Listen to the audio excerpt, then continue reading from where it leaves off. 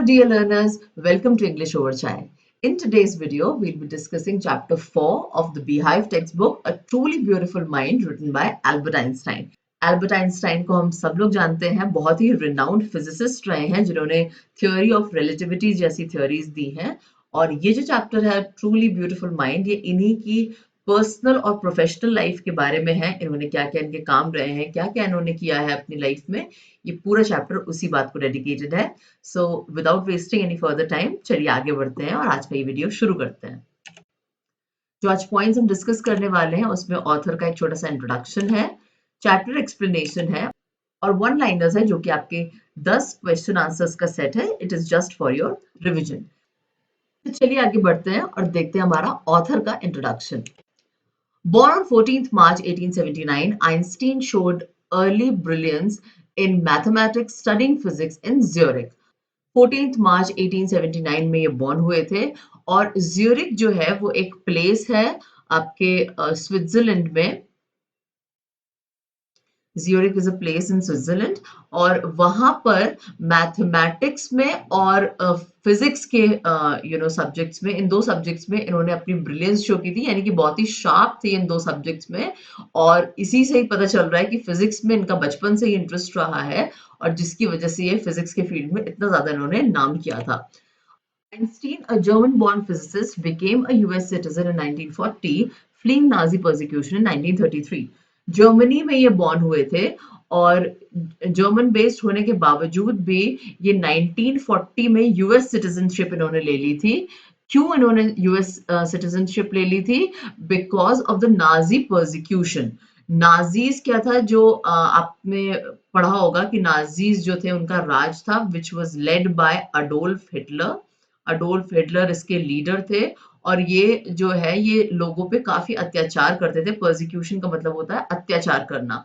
तो ये फ्ली मतलब होता है भाग जाना, भागना, ठीक है। तो ये भी नाजी परसिक्यूशन, नाजियों के अत्याचार से तंग आकर के 1933 में ये वहां से भाग गए थे और 1940 में ये यूएस आकर के वहां के सिटीजन बन गए थे। बट ये बॉर्न जो हुए थे वो जर्मनी में हुए थे।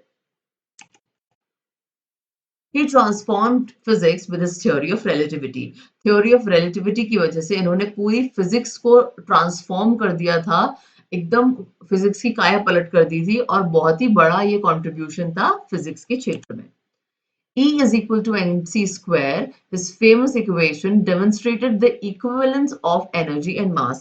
अब जो इन्होंने बहुत ही फेमस इनकी इक्वेशन है E is equal to mc square, इसके बारे में बताते हैं कि ये इक्वेशन क्या कहते हैं कि एनर्जी और मास जो होता है, जो मैटर होता है, वो एक बराबर होते हैं। थोड़ा सा बस दोनों में हल्का सा ही चेंज होता है, वैसे एनर्जी और मास जो है वो एक दूसरे के इक्विवेलेंस होते हैं। ये आप अपनी फिजिक्स के टीचर से पूछिएगा, वो आपको ज्यादा अच्छे से एक्सप्लेन कर देंगे। तो यहीं से ही हम आगे बढ़ते हैं और देखते हैं next point. He won the Nobel prize for explaining the photo electric effect contributing to quantum theory. इनको नोबेल प्राइज भी इन्होंने जीता था फोटो इलेक्ट्रिक इफेक्ट एक्सप्लेन करने के लिए, वो भी इन्हीं का दिया हुआ है, जिसकी वजह से इन्होंने क्वांटम थ्योरी यानी कि क्वांटम फिजिक्स में भी कंट्रीब्यूट किया था। क्वांटम फिजिक्स बेसिकली जितना मुझे पता है वो ये कहता है कि पार्टिकल्स जो है उनको और फर्दर हम डिवाइड कर सकते हैं इनटू स्मॉलर पार्ट्स और उसको भी डिटेल में स्टडी कर सकते हैं। This is what I think about quantum is. आप डिटेल में इसमें फिजिक्स में पढ़ सकते हैं। Quantum physics is really very interesting field of physics. आगे बढ़ते हैं और चैप्टर एक्सप्लेनेशन अपना शुरू करते हैं। Albert Einstein was born on 14th March 1879 in the German city of Ulm without any indication that he was destined for greatness. Destined का मतलब होता है जो भाग्य में लिखा होता है, ठीक है। So this is destiny. तो एल्बर्ट आइंस्टाइन के बारे में हमें क्या पता चल रहा है कि 14th मार्च 1879 में ही वाज बोर्न और उल्म नाम की एक जर्मन सिटी है, वहां पे ये पैदा हुए थे। और जब ये हुए थे तब कोई भी ऐसा इंडिकेशन नहीं था, कुछ भी ऐसा इंडिकेट नहीं हुआ था कि ये महानता के लिए इनका भाग्य लिखा जा चुका है, यानी कि इनके भाग्य में महान होना लिखा है, पॉपुलर होना लिखा है। ये बात का कोई भी नामो निशान उस वक्त किसी को भी नहीं पता था कि ये बच्चा जो है वो आगे जाकर के इतना नाम कमाएगा। ये कहने का यहाँ पे मतलब है। On the contrary his mother thought Albert was a freak. On the contrary, contrary का मतलब होता है इसके जस्ट ऑपोजिट, ओके।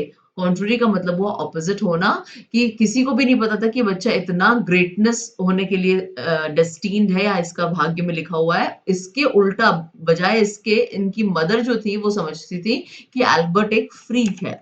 फ्रीक का क्या मतलब हुआ? Freak means someone who is crazy, जो थोड़ा सा पागल टाइप का है। तो उनकी माँ इसका जस्ट ऑपोजिट समझती थी, उनको पागल समझती थी। To her his head seemed much too large. उनके लिए, उनको लगता था कि इसका जो दिमाग है, हेड यहाँ से यहाँ पे मतलब सिर नहीं है, हेड से यहाँ पे मतलब है दिमाग, ठीक है। तो वो समझती थी कि इसका दिमाग कुछ बहुत ही ज्यादा बड़ा है, बहुत ज्यादा चलता है, तो वो एल्बर्ट को पागल समझती थी। At the age of 2.5, Einstein still wasn't talking. When he finally did learn to speak, he uttered everything twice. Einstein did not know what to do with other children, and his playmates called him brother boring. 2.5 साल की उम्र तक, 2.5 यहाँ पे लिखा हुआ है, 2.5 साल की उम्र तक एल्बर्ट आइंस्टाइन जो थे, उन्होंने बातचीत करना शुरू नहीं किया था, यानी कि वो बोलते नहीं थे। 2.5 साल के हो गए थे और वो बिल्कुल भी बात नहीं करते थे, जो कि थोड़ा सा डराने वाली चीज थी, क्योंकि 2.5 साल की उम्र तक आते आते जनरली बच्चे बोलने लगते हैं। जब फाइनली उन्होंने बोलना सीखा, वो बोलना शुरू किया, तो वो हर चीज को रिपीट करते थे, हर चीज 2 बार बोलते थे, जो भी बोलते थे रिपीटेशन करते थे उसको। आइंस्टीन को ये नहीं पता था कि दूसरे बच्चों के साथ क्या करना है, उनका दिमाग कुछ अलग ही तरह से चलता था, और देर से उन्होंने बोलना शुरू किया था। ये सारी चीजें उनको बहुत ही क्रेजी या बहुत ही ऑड वन आउट टाइप का बना देती थी। तो उन्हें दूसरे बच्चों के साथ क्या करना है उनको पता नहीं होता था, और उनके जो प्लेमेट्स थे, यानी कि जिनके साथ वो खेलते थे या जो फ्रेंड्स थे उनके, वो उनको ब्रदर बोरिंग कहते थे, कि आइंस्टीन बहुत ज्यादा बोरिंग है, क्योंकि उनका दिमाग इतना ज्यादा तेज चलता था कि वो अपनी उम्र के बच्चों के साथ रिलेट नहीं कर पाते थे, उनसे थोड़ा अलग ही वो रहते थे, और इस वजह से बच्चे भी उनसे उतना फ्रेंडली नहीं हो पाते थे। इसलिए वो समझते थे कि आइंस्टाइन बहुत ज्यादा बोरिंग है, और उनको ब्रदर बोरिंग कहते थे। So the youngster played by himself much of the time. तो ये जो यंगस्टर था, यहाँ पे यंगस्टर का क्या मतलब है? एल्बर्ट आइंस्टाइन जो थे, आइंस्टाइन जो थे, वो खुद से ही अकेले ही हमेशा खेला करते थे, क्योंकि कोई उनको ज़्यादा पसंद नहीं करता था और उनके साथ खेलना नहीं चाहता था। ही स्पेशली लव्ड मैकेनिकल टॉयज। ज़्यादातर उनको मैकेनिकल टॉयज पसंद थे। मैकेनिकल मतलब जो मशीन से चलने वाले टॉयज होते हैं, वो उनको ज़्यादा अच्छे लगते थे। Looking at his newborn sister Maja, he is said to have said, fine, but where are her wheels?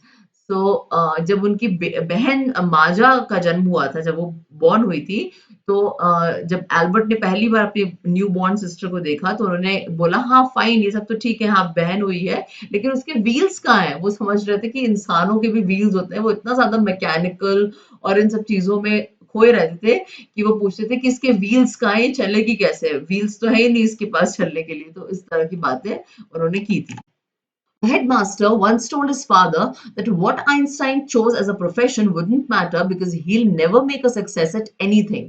Einstein began learning to play the violin at the age of 6 because his mother wanted him to. He later became a gifted amateur violinist, maintaining this skill throughout his life. तो ये जो Einstein थे, ये इतने ज्यादा crazy या इतना ज्यादा अजीब तरह से बिहेव करते थे कि जो हेडमास्टर या प्रिंसिपल थे उनके स्कूल के, उन्होंने एक बार उनके फादर से कहा था, आइंस्टीन के फादर से, कि कोई मैटर नहीं करता, कोई फर्क नहीं पड़ता कि ये कौन सा प्रोफेशन चूज करेगा, क्योंकि ये किसी भी चीज में कभी सक्सेसफुल नहीं हो सकता। He never make a success at anything. और कितना गलत उन्होंने ये प्रिजम्पशन किया था कि कभी किसी चीज में सक्सेसफुल नहीं हो सकता। एंड लुक, एल्बर्ट आइंस्टाइन आज क्या नाम है उनका, और कितना वो जाने जाते हैं। तो हेडमास्टर उनके ऑब्वियसली पूरी तरह से गलत थे। अब नेक्स्ट हमें क्या पता चल रहा है? आइंस्टाइन जो थे, उन्होंने 6 साल की उम्र में वायलिन बजाना सीखना शुरू किया था, वायलिन क्लासेस लेने शुरू किए थे, क्योंकि उनकी मदर ऐसा चाहती थी। बाद में वो एक गिफ्टेड एमेच्योर वायलिनिस्ट बन गए थे, और इस स्किल को, यानी कि जो वायलिन बजाने की कला थी या आर्ट थी, उन्होंने पूरी लाइफ अपना, जब तक वो जिए थे, इस स्किल को उन्होंने मेंटेन रखा था। एमेच्योर का क्या मतलब होता है? शौकिया, ऐसी मतलब जरूरी नहीं कि उसको एज अ प्रोफेशन बनाया जाए, ऐसी शौकिया उनको पसंद था वायलिन बजाना, और उनकी मदर ने इंसिस्ट किया था, 6 साल की उम्र से बजा रहे थे, तो इसलिए वो एक एमेच्योर वायलिनिस्ट बन गए थे। But Albert Einstein was not a bad pupil. लेकिन एल्बर्ट आइंस्टाइन की कितनी भी कंप्लेन उनके हेडमास्टर ने की हो, या जो भी वो स्ट्रेंजली बिहेव करते थे, लेकिन वो एक बैड प्यूपल नहीं थे, वो एक खराब स्टूडेंट कभी नहीं रहे।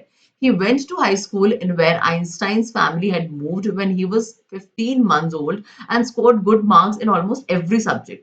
वो 15 महीने के जब थे, मतलब ऑलमोस्ट 1 साल से थोड़े बड़े ही थे, तो आइंस्टाइन की जो फैमिली थी वो जहाँ पे मूव हुई थी वहां पे ही उन्होंने अपनी सारी पढ़ाई की थी और हाई स्कूल में वो वहां पे गए थे और हर सब्जेक्ट में, ऑलमोस्ट हर एक सब्जेक्ट में उनके बहुत अच्छे मार्क्स आते थे।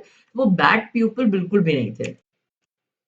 Einstein hated the school's regimentation and often clashed with his teachers.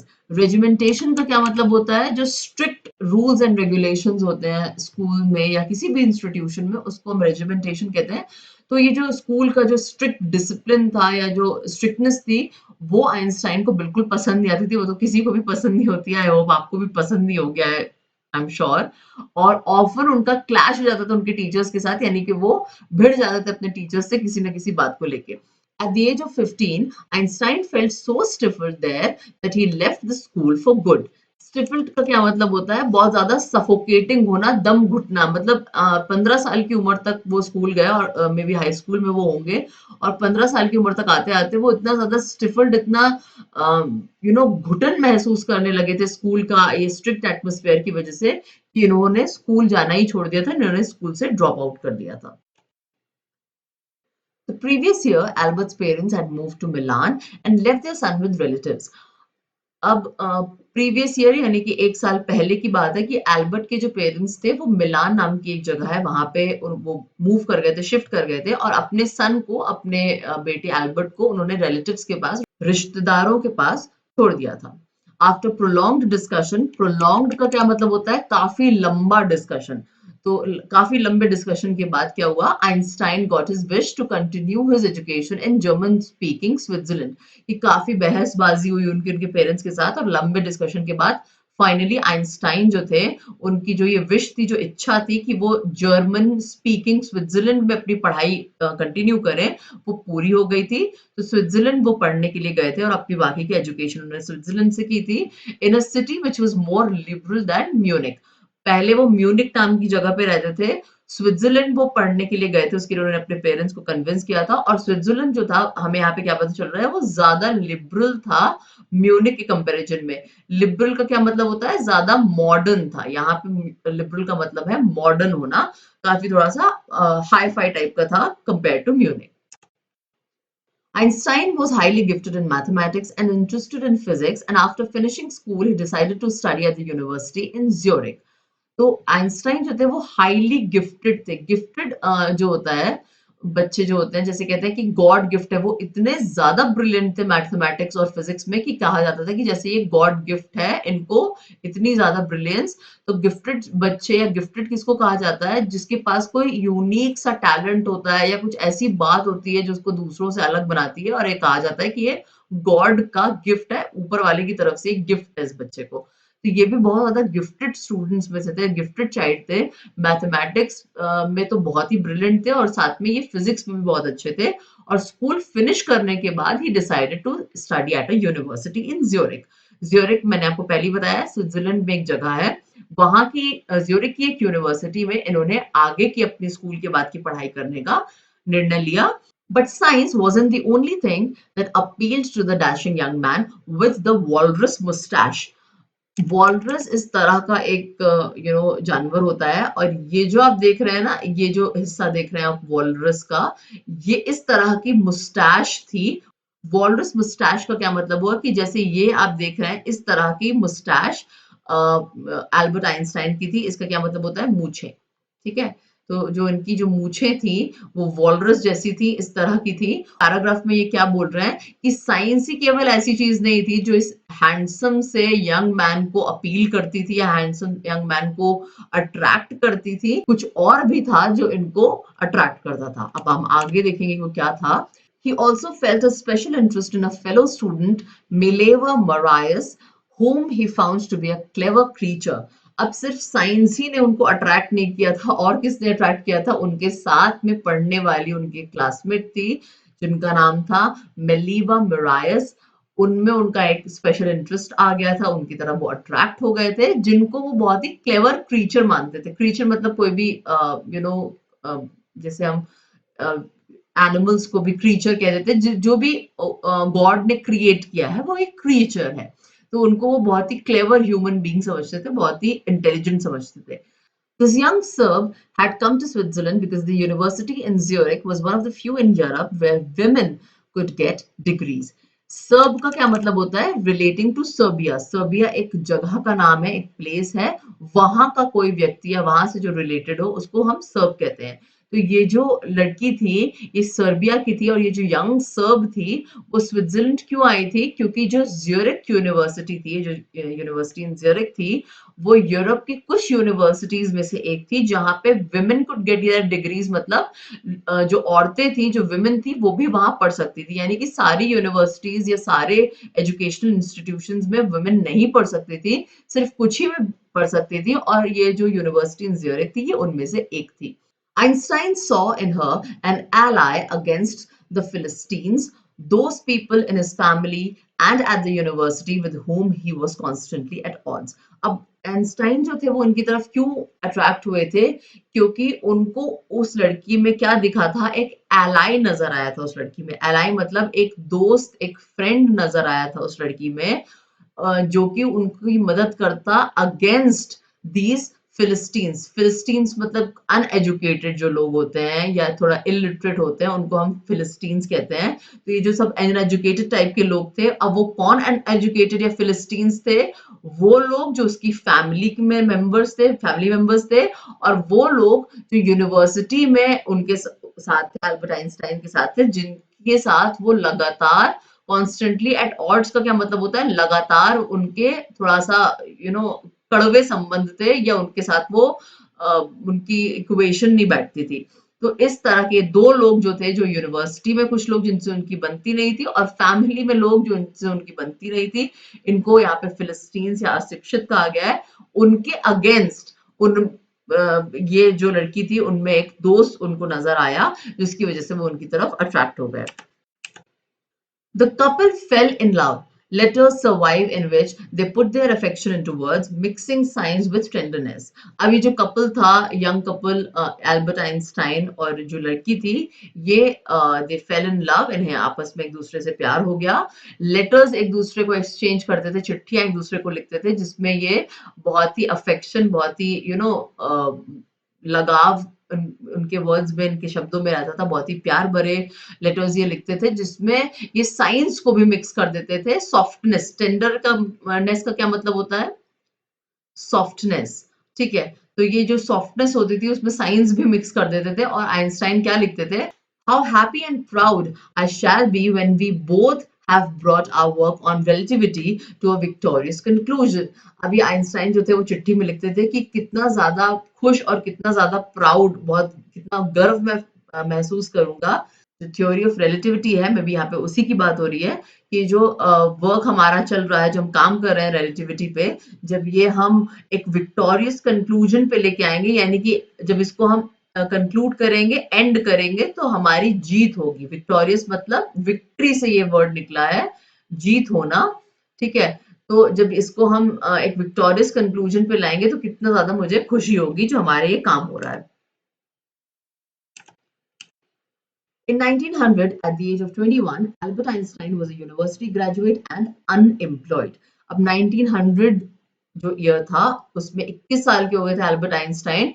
उस वक्त वो एक यूनिवर्सिटी ग्रेजुएट थे, यानी कि उनका पढ़ाई कॉलेज की पूरी हो गई थी, ग्रेजुएशन, और अनएम्प्लॉयड थे, उनके पास नौकरी नहीं थी।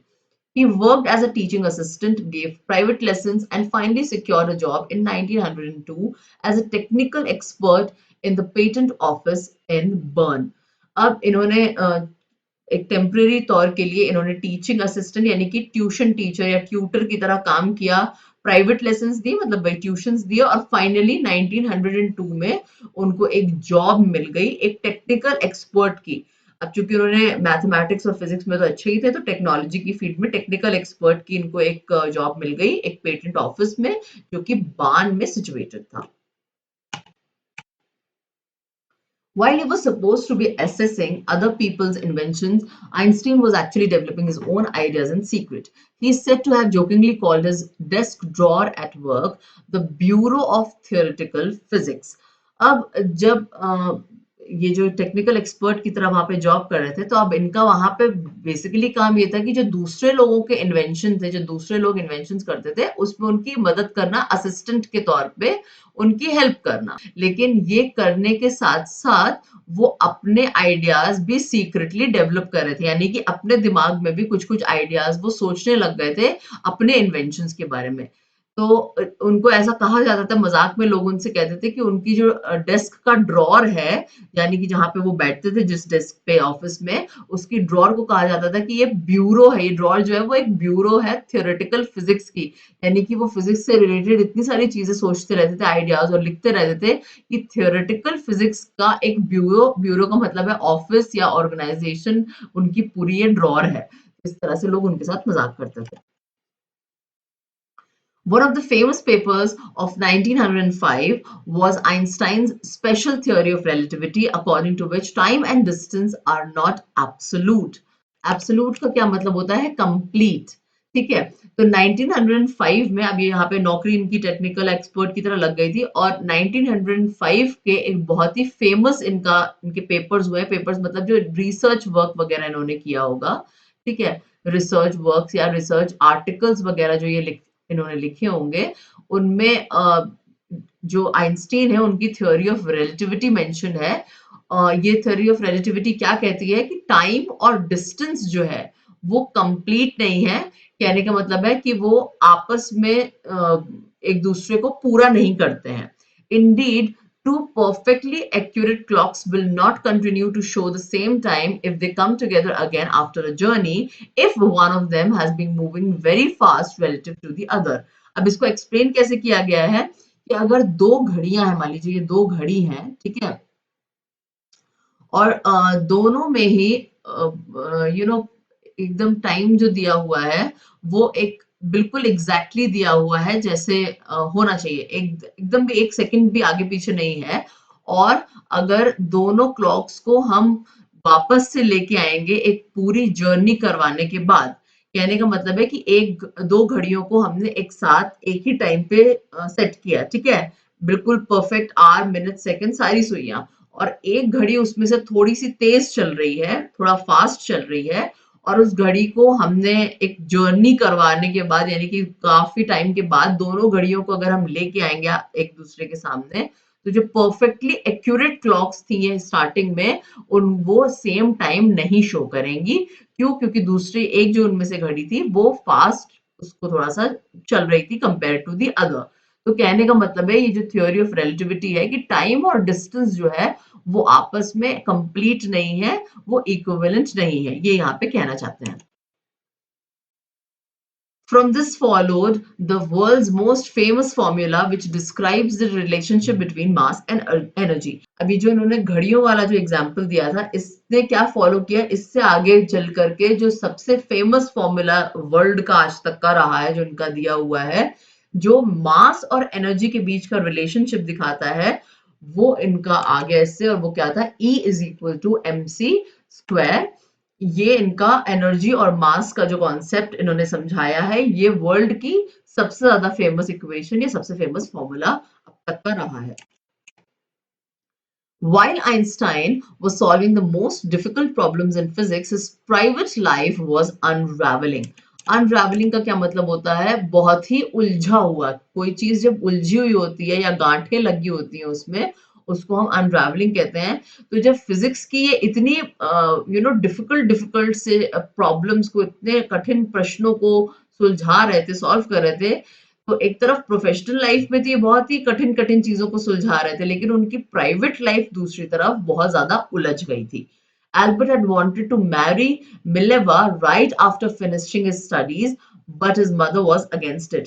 अब एल्बर्ट जो थे वो ये मेलेवा जो थी उनकी जो क्लासमेट थी उनसे शादी करना चाहते थे अपनी पढ़ाई खत्म होने के तुरंत बाद, लेकिन उनकी जो मदर थी वो इस शादी के खिलाफ थी। She thought Mileva, who was 3 years older than her son, was too old for him. अब उनकी मदर क्यों नहीं चाहती थी? क्योंकि उनको लगता था कि ये जो मिलेवा है, जो उनके बेटे से 3 साल बड़ी थी, 3 years old थी, उनके बेटे से, वो काफ़ी ज़्यादा ओल्ड है उनके लिए, मतलब काफ़ी एज डिफरेंस है, बहुत बड़ी हैं उनके बेटे के हिसाब से, तो वो नहीं चाहती थी एज डिफरेंस की वजह से कि ये शादी हो। She was also bothered by Mileva's intelligence. अब उस समय, ये जो पुराने समय की बात है, तो जहाँ पे विमेन जो है उनको बहुत ज़्यादा पढ़ाई-लिखाई या बहुत ज़्यादा उनका जो ब्रिलियंस है, उसको अप्रिशिएट नहीं किया जाता था उस समय पे। इसलिए जो मिलेवा जो है, उनकी जो इंटेलिजेंस थी, जो फिजिक्स में और पढ़ाई-लिखाई में उनका जो इंटरेस्ट था, उससे भी आइंस्टाइन जो थे उनकी मदर को प्रॉब्लम थी, और वो बड़ी थी आइंस्टाइन से, ये सारी जो चीज़ें थी, इसकी वजह से वो नहीं चाहती थी कि इन दोनों की शादी हो। She is a book like you, his mother said. तो उनकी मदर जो थी, वो शादी के लिए मना करते हुए उन्होंने क्या कहा कि वो तुम्हारी तरह एक किताब है, मतलब तुम दोनों लोग इतना ज़्यादा किताबों में और पढ़ाई में लगे हुए होते हो कि बाकी चीज़ें अफ़ेक्ट होती हैं उससे, जो भी आपका एक सोशल स्किल्स है, मे बी व्हाटएवर और भी जो चीज़ें हैं, तो इसीलिए वो बहुत ज़्यादा पसंद नहीं कर रही थी मिलेवा को। Einstein put the wedding of. तो आइंस्टाइन जो थे, उन्होंने वेडिंग को कुछ समय के लिए टाल दिया या उसको कैंसल कर दिया। The pair finally married in January 1903 and had two sons. Finally, काफी सारी प्रॉब्लम्स के बाद जनवरी 1903 में इन दोनों लोगों की शादी हुई और उसके बाद इन्हें दो बेटे हुए. But a few years later, the marriage faltered. Falter मतलब बेफॉल हो जाना, यानी कि गिर जाना, फॉल, ठीक है। लेकिन कुछ ही साल बाद, शादी के कुछ साल बाद ही इनकी जो मैरिज थी वो फॉल हो गई या फेल हो गई मैरिज इनकी। Mileva meanwhile was losing her intellectual ambition and becoming an unhappy housewife. अब मिलेवा जो थी, वो शादी के बाद अपनी जो उनका जो इंटेलिजेंस थी, जो इंटेलेक्चुअलिटी थी, उनके जो एम्बिशंस थे, गोल्स थे, उसको वो कहीं न कहीं खो रही थी और अपने पति, बच्चों में, मदर इन लॉ, इन सारी फैमिली वाली चीज़ों में वो उलझती जा रही थी और एक अनहैप्पी, एक नाखुश हाउसवाइफ या गृहिणी बन करके वो रह रही थी, और उनको ये चीज़ बिल्कुल पसंद नहीं आ रही थी, क्योंकि वो भी उन्हीं की तरह, आइंस्टाइन की तरह इंटेलिजेंट थी और वो भी अपने एम्बिशंस को फॉलो करना चाहती थी। After years of constant fighting, constant मतलब लगातार, लगातार कई सालों तक लड़ाई हुई है आइंस्टाइन और बिलेव दोनों पति पत्नी के बीच में, और फाइनली जब चीजें सॉर्ट आउट नहीं हुई, तो 1919 में उन दोनों का फाइनली डिवोर्स हो गया। Einstein married his cousin Elsa the same year, और उसी साल आइंस्टाइन जो थे, उन्होंने एल्सा, जो उनकी कजिन थी, उनकी बहन थी, उनसे उन्होंने शादी कर ली। Einstein's new personal chapter coincided with his rise to world fame. अब ये जो इनका नया पर्सनल चैप्टर था जिंदगी का, यानी कि जो इनकी सेकंड मैरिज हुई थी, जो सेकंड इनकी वाइफ थी एल्सा, जैसे ही इनकी लाइफ का ये नया फेज एल्सा के साथ शादी के बाद शुरू हुआ, वो कोइंसाइड कर गया, यानी कि वो बाय चांस उसने इनके वर्ल्ड फेम में कंट्रीब्यूट किया, यानी कि एक तरफ इनकी पर्सनल लाइफ सुधरी और वो कोइंसाइड कर गया, वो इत्तेफाक हो गया कि उसी समय पे ये जो वर्ल्ड में इनका फेमस होने का या पॉपुलर होने का समय था, वो भी धीरे धीरे उसी समय बढ़ने लग गया, और इनकी जो थ्योरी ऑफ रिलेटिविटी है, जो भी इनके काम थे, उसको धीरे धीरे रिकॉग्निशन मिलना शुरू हो गया। तो एक तरफ पर्सनल लाइफ जैसे ही चेंज हुई, इत्तेफाक से इनकी प्रोफेशनल लाइफ भी उस हिसाब से काफी ज्यादा चेंज हुई और अच्छी बन गई। In 1915, he had published his general theory of relativity, which provided a new interpretation of gravity. An eclipse of the sun in 1919 brought proof that it was accurate. 1915 में इन्होंने एक जनरल थ्योरी ऑफ रिलेटिविटी को publish किया था, जिसने gravity जो होती है, गुरुत्वाकर्षण हम इसको हिंदी में कहते हैं, ग्रेविटी का जो एक कॉन्सेप्ट था, उसको एक नया इंटरप्रिटेशन दिया था, नया मतलब दिया था, नई मीनिंग दी थी, ठीक है। तो ग्रेविटी की का जो कॉन्सेप्ट था, उसको एक नई मीनिंग इनकी जनरल थ्योरी ऑफ रिलेटिविटी ने प्रोवाइड कराई थी, और 1919 में उसके 4 साल बाद जो ग्रहण, सूर्य ग्रहण हुआ था, एक्लिप्स ऑफ द सन का मतलब होता है सूर्य ग्रहण लग गया था, ठीक है। तो ये जो सूर्य ग्रहण लगा था 1919 में, इससे भी ये साबित हो गया था कि जो इनकी जनरल थ्योरी ऑफ रिलेटिविटी है, ये बिल्कुल एक्यूरेट है, यानी कि एकदम परफेक्ट है, बिल्कुल सही है।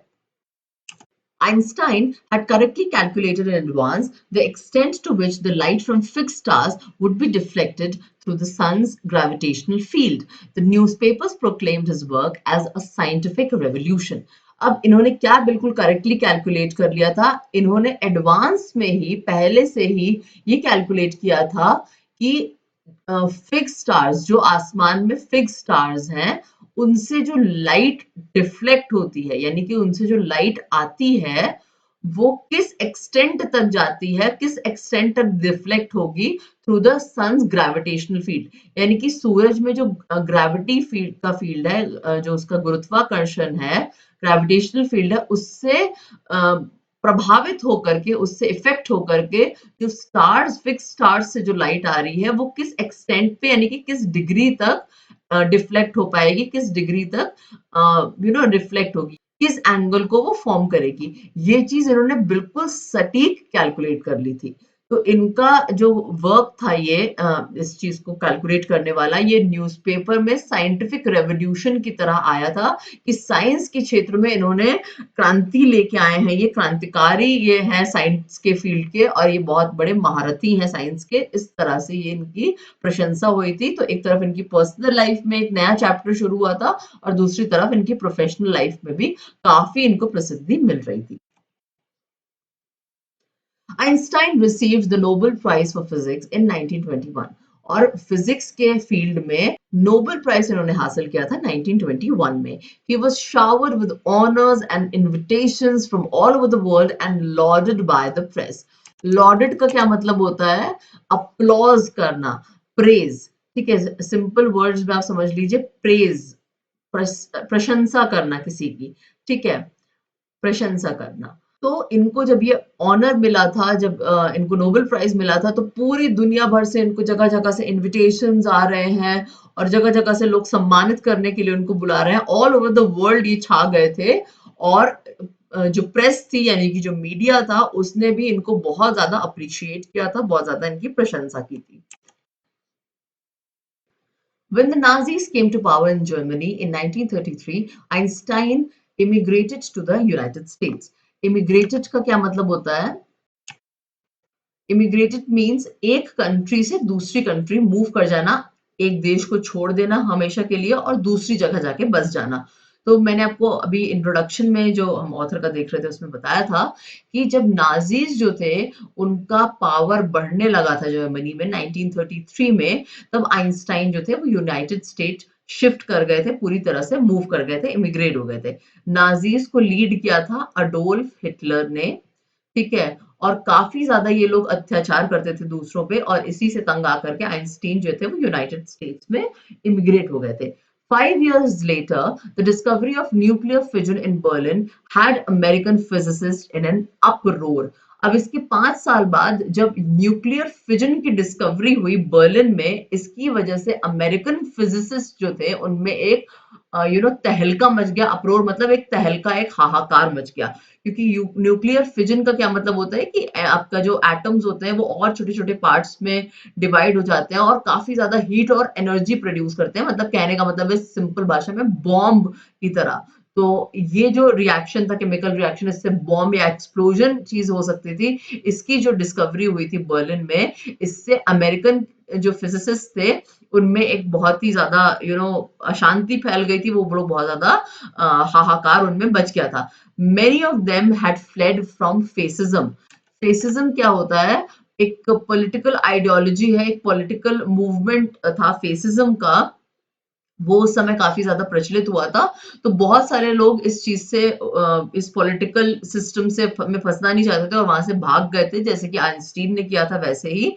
And now they were afraid the Nazis could build and use an atomic bomb. तो ये जो बाकी के जो फिजिसिस्ट थे ये भी अभी इस बात से डरने लग गए थे, इनमें हाहाकार क्यों मच गया था कि इनको अब लगा था कि जब ये न्यूक्लियर फिजन की डिस्कवरी हो चुकी है कि जो एटम्स है वो स्प्लिट हो जाएंगे छोटे छोटे पार्ट्स में, जिससे और हीट और एनर्जी प्रोड्यूस होगा। तो जब ये चीज डिस्कवर हो गई केमिकल रिएक्शन से, तो अब ये जो टेक्निक है इसको नाजीज एटॉमिक बॉम्ब बनाने में यूज कर सकते हैं। जैसे कि मैंने आपको पहले भी बोला कि हीट और एनर्जी प्रोड्यूस होना मतलब एक्सप्लोजन करना, बॉम्ब बनाना। तो अब इसको ये ट्रांसफॉर्म करके बॉम्ब बना देंगे, और इन्हीं सारी चीजों से डर करके अमेरिकन फिजिसिस्ट जो थे वो पहले ही समझ गए थे जब न्यूक्लियर फिजिक्स के बारे में उनको पता चला था, और इसलिए वो लोग भी वहां से छोड़ करके भाग गए थे, बिल्कुल आइंस्टीन की तरह। At the urging of a colleague, Einstein wrote a letter to the American President Franklin D. Roosevelt on 2nd of August 1939, in which he warned a single bomb of this type exploded in a port might very well destroy the whole port together with some of the surrounding territory. अब एक colleague जो थे Albert Einstein के, colleague का मतलब होता है जो आपके साथ में काम करते हैं, ठीक है। जैसे आपके जो कई सारे टीचर्स होंगे आपके स्कूल में, इंग्लिश के टीचर होंगे, फिजिक्स के, मैथ्स के, हिंदी के, तो वो सब आपस में कलीग्स कहलाते हैं जो आपके साथ काम करते हैं एक ही ऑफिस में या एक ही जो भी जहाँ पे भी आप जॉब करते हैं। तो एक कलीग ने अर्ज किया था, उनसे रिक्वेस्ट की थी, तो उनकी रिक्वेस्ट पर आइंस्टीन ने उस वक्त जो अमेरिका के प्रेसिडेंट थे फ्रैंकलिन डी रूजवेल्ट, उनको एक चिट्ठी लिखी थी, एक लेटर लिखा था। किस दिन लिखा था? 2 अगस्त 1939 को उन्होंने वो लेटर लिखा था, और उसमें उन्होंने प्रेसिडेंट को बहुत ही अवेयर करवाते हुए, वार्निंग देते हुए ये चीज बोली थी कि मैं आपको एकदम चेतावनी की तरह दे रहा हूँ कि आप थोड़ा सा अलर्ट हो जाइए कि एक सिंगल बॉम्ब जो है, ये जो न्यूक्लियर फिजन से एटॉमिक बॉम्ब बनाने की नाजीज प्लान कर रहे हैं, इसका एक सिंगल बॉम्ब जो है वो पूरे पूरे पोर्ट को एक्सप्लोड कर सकता है। पोर्ट मतलब कोई भी, जैसे एयरपोर्ट होता है आपका जहाँ पे हवाई अड्डा, तो चाहे वो कोई एयरपोर्ट हो या कोई शिप का पोर्ट हो, एक बड़ी सी जगह जहाँ पे सब सामान है, पूरे पूरे काफी बड़े बड़े होते हैं, आपने देखा होगा एयरपोर्ट्स वगैरह भी काफी बड़े होते हैं, उनको उड़ाने के लिए एक बॉम्ब भी काफी है। might very well destroy the whole port together with some of the surrounding territory, और एक सिंगल बॉम्ब जो है वो पूरे पोर्ट और उसके आसपास की जो पूरा बाकी का एरिया है, सराउंडिंग टेरिटरी है, उसको एक साथ उड़ा सकता है, पूरी तरह से खत्म कर सकता है। इतना खतरनाक एक एटॉमिक बॉम्ब होता है, तो मैं आपको अवेयर कर रहा हूं, मैं आपको चेतावनी दे रहा हूं। इस तरह से एक चिट्ठी इन्होंने लिखी थी फ्रैंकलिन डी रूजवेल्ट को। His words did not fail to have an effect. The Americans developed the atomic bomb in a secret project of their own and robbed it on the Japanese cities of Hiroshima and Nagasaki in August 1945. आप में से हो सकता है बहुत से लोगों को नहीं पता हो, और बट वैसे ये काफी ज्यादा फेमस है। जापान में हिरोशिमा और नागासाकी नाम की दो जगहें थी जहां पे एटॉमिक बॉम्ब का एक्सप्लोजन हुआ था अगस्त 1945 में, और बहुत ज्यादा फेमस है ये क्योंकि इतना ज्यादा डिस्ट्रक्शन हुआ था, इतनी ज्यादा लाइव्स इफेक्ट हुई थी इस चीज से कि आज भी लोग हिरोशिमा और नागासाकी की जो ये हादसा था इसको याद करते हैं, इस दुर्घटना को। और हमें अभी ये चीज पता चल रही है कि जब उन्होंने ये लेटर लिखा था एल्बर्ट आइंस्टाइन ने, तो जब प्रेसिडेंट को ये लेटर मिला था तो उन्होंने उनके जो शब्द थे जो उन्होंने लेटर में चेतावनी दी थी, उसने अपना असर दिखाने में बिल्कुल भी वो जो वर्ड्स थे वो फेल नहीं हुए थे। यानी कि जो अमेरिकन प्रेसिडेंट थे उन्होंने इस बात को बहुत सीरियसली लिया था, और सीक्रेटली बहुत ही छुप छुपा करके अमेरिकन जो थे तब उन्होंने भी दूसरी तरफ अपना एक एटॉमिक बॉम्ब डेवलप करना शुरू कर दिया था, एक अपना सीक्रेट प्रोजेक्ट चलाया था। और उसके बाद जब अपना एटॉमिक बॉम्ब उन्होंने बना लिया था तो उन्होंने अगस्त 1945 में जापान की दो सिटीज हिरोशिमा और नागासाकी, इन दोनों पे अपने एटॉमिक बॉम्ब छोड़ दिए थे। Einstein was deeply shaken by the extent of the destruction.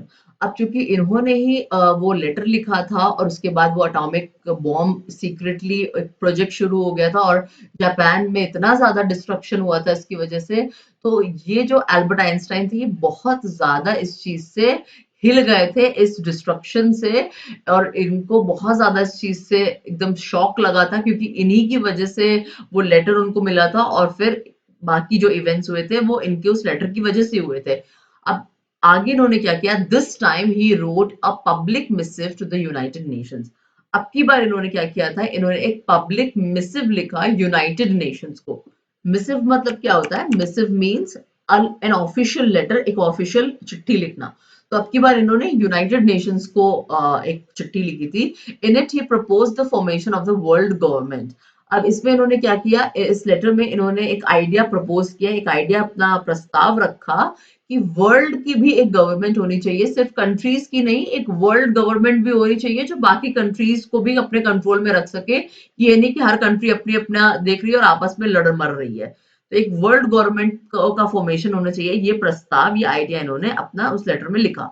Unlike the letter to Roosevelt, this one made no impact. अब जैसा कि रूजवेल्ट का को जो इन्होंने चिट्ठी लिखी थी उसके बिल्कुल ऑपोजिट ये जो यूनाइटेड नेशंस को लिखा गया खत था उसका कोई भी असर नहीं हुआ, यानी कि इस बार जो इनका लेटर था उसको कोई भी रिकॉग्निशन, कोई भी उसको पहचान नहीं मिली। But over the next decade, Einstein got ever more involved in politics, agitating for an end to the arms buildup and using his popularity to campaign for peace and democracy.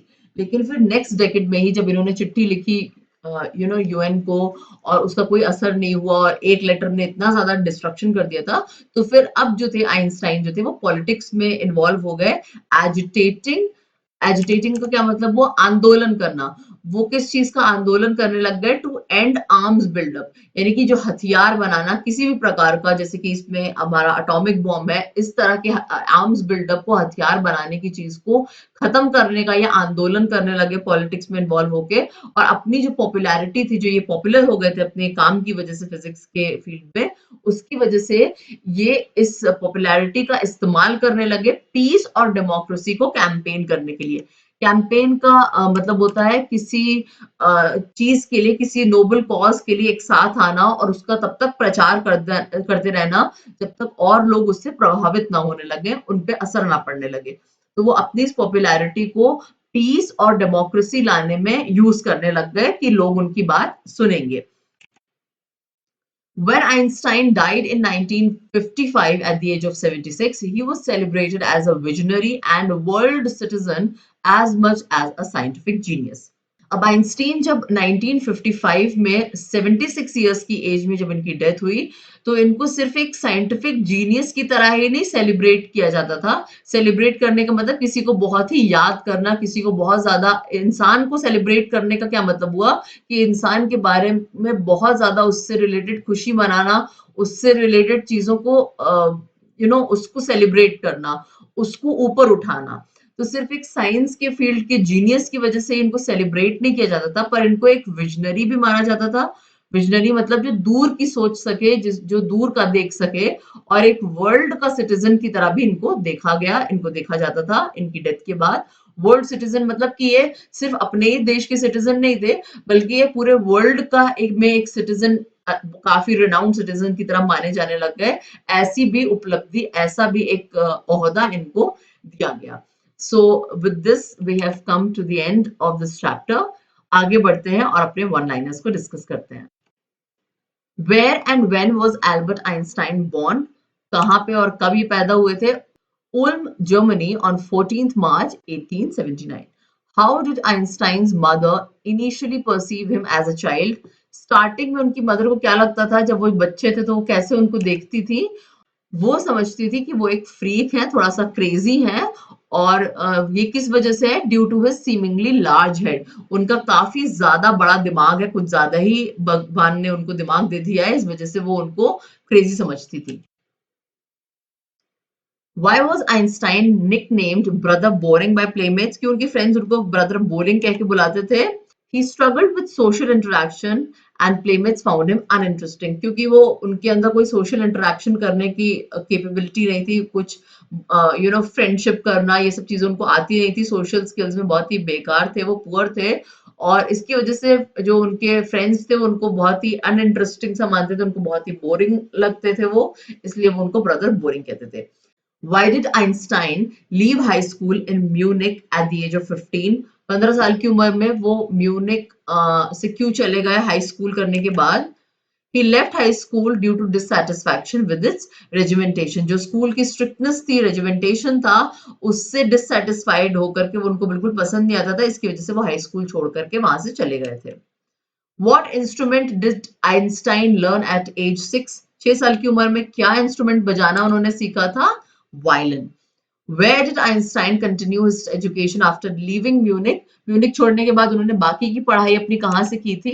उन्होंने German speaking Switzerland में अपनी बाकी की पढ़ाई की थी। In what year did Einstein publish his special theory of relativity? कौन सी year में पब्लिश की थी उन्होंने स्पेशल थ्योरी ऑफ रिलेटिविटी? 1905 में। When did Einstein receive the Nobel Prize for Physics? Physics का नोबेल प्राइज कब मिला था? 1921 में। Why did Einstein immigrate to the United States in 1933? क्यों immigrate कर गए थे यूनाइटेड स्टेट्स में? Because he want to escape the rise of Nazis in Germany. Germany में जो नाजीज का एकदम से राइज होने लग गया था, नाजीज जो उभर के आने लग गए थे और वो लोग काफी ज्यादा अत्याचार करते थे, इससे बचने के लिए वो यूएस शिफ्ट हो गए थे। What did Einstein propose in a letter to the United Nations after World War II? World War II की लड़ाई के बाद आइंस्टाइन ने जो यूनाइटेड नेशन को लेटर लिखा था, उसमें उन्होंने क्या प्रस्ताव रखा था? उन्होंने प्रस्ताव रखा था एक वर्ल्ड गवर्नमेंट के फॉर्मेशन का, कि वर्ल्ड में भी एक गवर्नमेंट फॉर्म होनी चाहिए, ताकि वो बाकी जो देश हैं उन पे थोड़ा सा एक नजर रख सके कि बाकी देश आपस में एक दूसरे पर अटैक ना करे और एक वर्ल्ड पीस मेंटेन रहे। So now we have come to an end of today's video. अगर आपको वीडियो अच्छा लगा हो तो प्लीज लाइक, कमेंट और सब्सक्राइब जरूर करिएगा चैनल को। बहुत ज्यादा मोटिवेशन मिलता है आपके कमेंट्स से, आपके लाइक्स से। और प्लीज कोई भी आपको क्वेश्चन हो या कुछ भी आपका सजेशन हो तो मोस्ट वेलकम है। आप कमेंट सेक्शन में भी सजेशन दे सकते हैं, क्वेश्चंस पूछ सकते हैं और मेल भी मुझे कर सकते हैं। सो मिलते हैं अब आपसे नेक्स्ट वीडियो के साथ। Till then take care, good bye.